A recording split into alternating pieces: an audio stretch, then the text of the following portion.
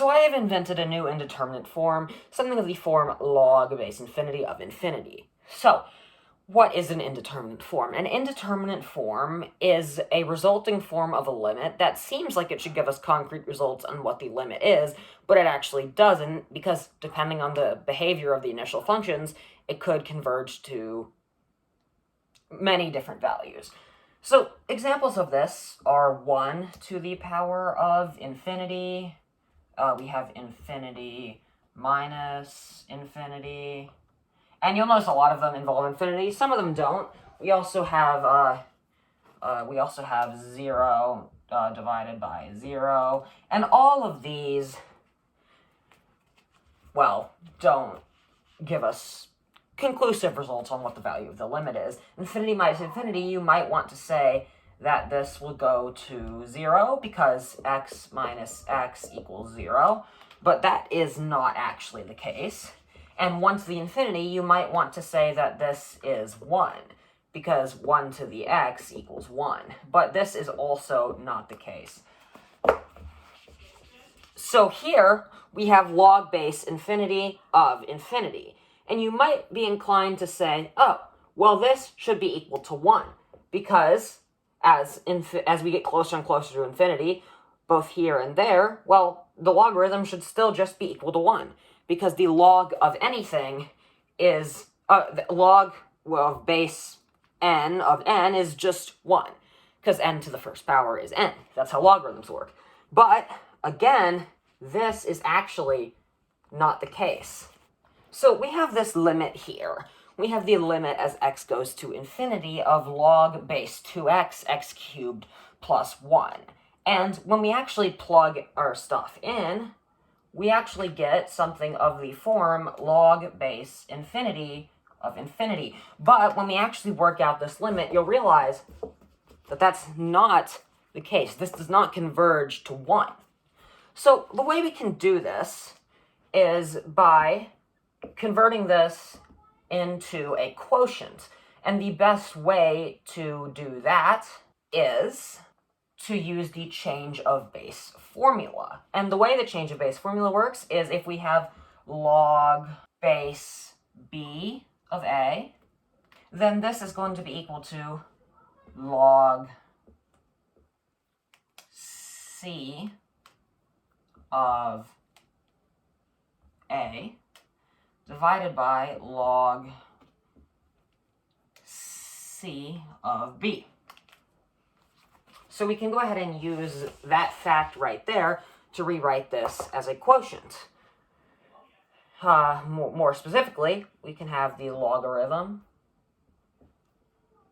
obviously base 10 because there's nothing there, of x cubed plus 1 divided by the logarithm of 2 x's.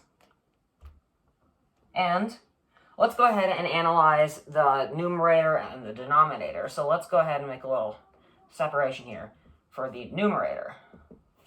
The numerator, log of x cubed plus 1.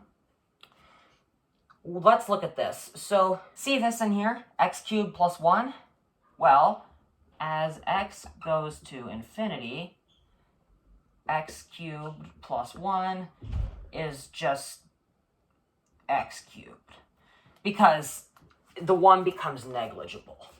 So this really is just log of x cubed. I don't know what they're doing out there. Log of x cubed, and we can actually use another formula to bring this 3 in front of the log. So we get 3 log of x. So this is our numerator. And now let's go ahead and work with the denominator. The denominator is log of 2x. And this one's much simpler. We can go ahead and rewrite this as log of 2 plus log of x. And let's rewrite our limit with our new stuff. Let x goes to infinity.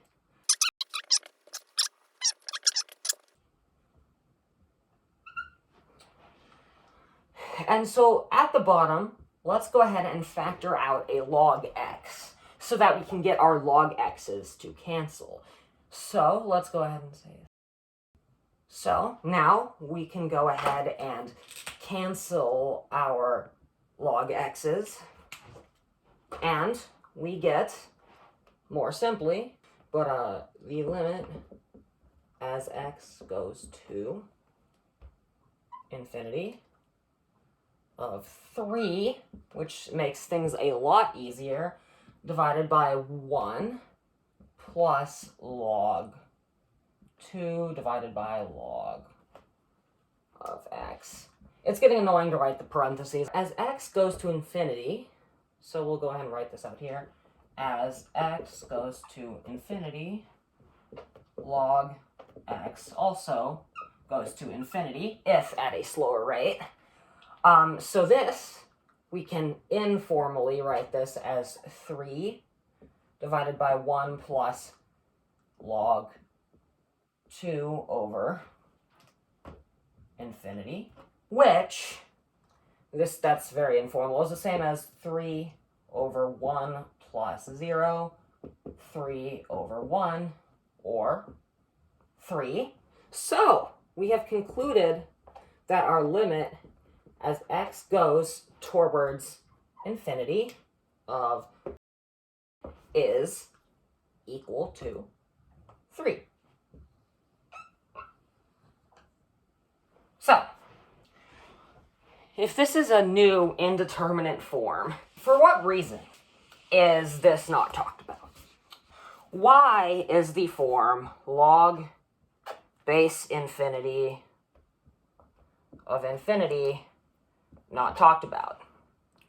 Well, because of the change of base formula, which is essentially how we solve the problem. This can be rewritten pretty informally as the natural log of infinity over the natural log of infinity. And natural log of infinity is just infinity over infinity. So really what we have here is just the already existing indeterminate form of infinity over infinity. So this right here actually implies this, and so it does not need to be talked about. So that's why pretty much every indeterminate form that you can make up is just to hide a 0 over 0 or an infinity over an infinity. Because